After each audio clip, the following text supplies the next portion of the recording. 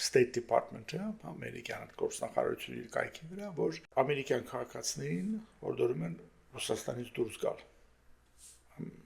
Անհապաղ ամեն ձևով, եթե դժվարություն ունեն տոմս առնելու, թող խնդրեն իրենց բարեկամներից, ազգականներից, որ իրենց համար տոմս առնեն ուրիշ երկրներից, որովհետև այնտեղ դժվարություն կա, ամերիկյան կրեդիտ կարտեր չեն կարողանում գործածել, դրամական փոխանակումներ դժվար է կատարել, ասում են cash վճարեք ինչպես կարող եք եւ այլն։ Սա այսօր չհայտնվեց իհարկե այս բոլորը, բայց հիմա կասեմ թե ինչու ավելի ակտուալ դարձավ, ավելի կարևոր դարձավ։ Եվ հատկապես նշում են, որ դա վերաբերվում է նրանց, որոնք ունեն երկու քաղաքացիություն կամ համենայնդեպս ունեն բացի ամերիկյան քաղաքացիությունից ունեն նաև ռուսական քաղաքացիություն